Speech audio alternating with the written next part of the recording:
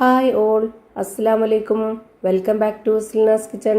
ഇന്നത്തെ റെസിപ്പി ഭയങ്കര വെറൈറ്റി ആയിട്ടുള്ള നല്ല ടേസ്റ്റി ആയിട്ടുള്ള ഒരു അടിപൊളി ഈവനിങ് സ്നാക്സിന്റെ റെസിപ്പിയാണ്. ബ്രെഡും പഴവും കൊണ്ടാണ് ഇത് തയ്യാറാക്കി എടുത്തിട്ടുള്ളത്. ഭയങ്കര ടേസ്റ്റാണ്, കുട്ടികൾക്കും വലിയവർക്കൊക്കെ ഒരുപോലെ ഇഷ്ടാവും.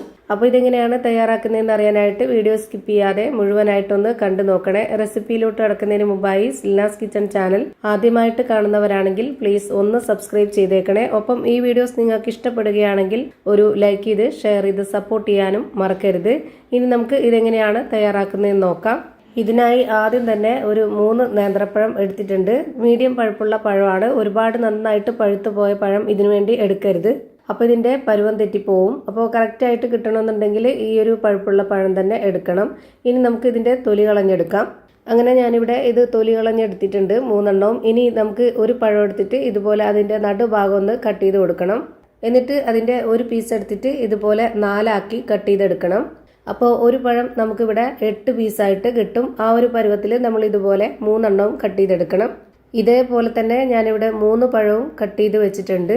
ഇനി നമുക്ക് ഇതിൽ നിന്ന് ഒരു പീസ് ഇതുപോലെ ടൂത്ത് പിക്ക് വെച്ചിട്ട് ഒന്ന് അതിൻ്റെ ബാക്കിൽ ഒന്ന് കുത്തി വെച്ച് കൊടുക്കുക. അപ്പോൾ ഇതാ ഈ ഒരു മോഡലിൽ കിട്ടും. ഇതുപോലെ തന്നെ എല്ലാത്തിലും ടൂത്ത് പിക്ക് വെച്ചിട്ട് കുത്തിയെടുക്കുന്നുണ്ട്. ഇങ്ങനെ ചെയ്യണമെന്ന് നിർബന്ധമൊന്നുമില്ല. ഇങ്ങനെ ആകുമ്പോൾ കാണാനും നല്ല ഭംഗിയുണ്ടാവും. അതുപോലെ തന്നെ നമ്മളെ വീട്ടിൽ വരുന്ന ഗസ്റ്റുകൾ കാണുന്നുണ്ടെങ്കിലും വീട്ടിലെ കുട്ടികൾക്ക് കൊടുക്കാനാണെന്നുണ്ടെങ്കിലും ഇങ്ങനെയൊക്കെ ഒരു വെറൈറ്റി ആയിട്ട് ചെയ്തു കൊടുത്താൽ അവർക്ക് നല്ല പോലെ ഇഷ്ടാവുകയും ചെയ്യും, നന്നായിട്ട് കഴിക്കുകയും ചെയ്യും, ഒരു കൗതുകമൊക്കെ തോന്നും.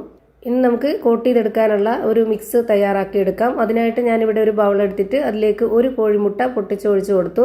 പിന്നെ മധുരത്തിന് ആവശ്യമായിട്ടുള്ള പഞ്ചസാര, ഞാനിവിടെ 3 സ്പൂൺ അളവിൽ പഞ്ചസാരയും ഒരു നുള്ള് ഉപ്പും ഇട്ട് കൊടുത്തിട്ടുണ്ട്. ഇനി ഇതിലേക്ക് 1/4 കപ്പ് അളവിൽ 1/4 കപ്പ് അളവിൽ പാൽ ഒഴിച്ചു കൊടുത്തിട്ടുണ്ട്. നല്ല കട്ടിയായിട്ടുള്ള പശുവിൻ പാലാണ്. ഇനി ഇതിലേക്ക് പാൽ ഒഴിച്ചു കൊടുത്തിട്ടുള്ള അതേ കപ്പ് അളവിൽ തന്നെ 1 കപ്പ് മൈദപ്പൊടി ഇട്ട് കൊടുത്തു. പിന്നെ അതിൻ്റെ കൂടെ തന്നെ 1 സ്പൂൺ അളവിലും കൂടെ മൈദപ്പൊടി ഇട്ട് കൊടുത്തിട്ടുണ്ട്. അതാണ് ഇതിൻ്റെ കണക്ക്. എന്നിട്ട് ഇതിലേക്ക് നല്ലൊരു മണത്തിന് വേണ്ടിയിട്ട് വാനില എസൻസ് ഒരു തുള്ളി ഒറ്റിച്ചു കൊടുത്തിട്ടുണ്ട്. അതുപോലെ തന്നെ നിങ്ങൾക്ക് ഏലക്കാപ്പൊടിയാണ് ഉള്ളത് എങ്കിൽ അതിട്ട് കൊടുത്താലും മതി. എന്നിട്ട് ഇതുപോലെ ഒട്ടും കട്ട കെട്ടാതെ ഒരു വിസ്ക് വെച്ചിട്ട് നല്ല പോലെ ഇതുപോലെ നടിച്ചെടുക്കാം. ഇപ്പോൾ ഒട്ടും കട്ട ഇല്ലാതെ തന്നെ നന്നായിട്ട് കിട്ടിയിട്ടുണ്ട്. ഇനി നമുക്ക് ഈ മൈദാമാവിലൊന്ന് മുക്കിയെടുക്കാം ഈ ഒരു പഴം. എന്നിട്ട് നമുക്ക് ബ്രെഡ് പൊടിയിലും കൂടെ ഒന്ന് കോട്ട് ചെയ്തിട്ടെടുക്കണം. ഇപ്പോൾ അതാ നമ്മൾ ഈ ഒരു പഴം നന്നായിട്ട് കോട്ട് ചെയ്തെടുത്തിട്ടുണ്ട്. ഇതുപോലെ ടൂത്ത് പിക്ക് വെച്ച് കൊത്തി കൊടുത്തതുകൊണ്ടാണ് നല്ല ഭംഗിയായിട്ടിരിക്കുന്നത്. അല്ലാന്നുണ്ടെങ്കിൽ നമ്മൾ കൈവച്ചൊക്കെ പിടിച്ച് ചെയ്യുവാണെന്നുണ്ടെങ്കിൽ ആ ഒരു കറക്റ്റ് ഷേപ്പ് കിട്ടത്തില്ല. ഇപ്പോൾ ഞാനിവിടെ ഒരെണ്ണം കൂടെ ചെയ്ത് കാണിക്കുന്നുണ്ട്. ഇതുപോലെ തന്നെ എല്ലാം ചെയ്ത് ഒരു പാത്രത്തിലേക്ക് മാറ്റിയിട്ടുണ്ട്. ഇനി നമുക്കിതൊന്ന് ഫ്രൈ ചെയ്തെടുക്കാം. അതിനായി സ്റ്റവിലേക്ക് ഒരു പാൻ വെച്ച് കൊടുത്ത് ഫ്ലെയിം ഓൺ ആക്കി കൊടുത്തിട്ടുണ്ട്. അതിലേക്ക് കുറച്ച് ഓയിൽ ഒഴിച്ചു കൊടുത്തതിന് ശേഷം ഓയിൽ നന്നായിട്ടൊന്ന് ചൂടായിട്ട് വരുമ്പോൾ ഒരു മീഡിയം ഫ്ലെയിമിലേക്ക് ഇട്ട് കൊടുത്തതിന് ശേഷം ഇതുപോലെ ഓരോന്നോരോന്നായിട്ട് ഇട്ട് കൊടുക്കുക.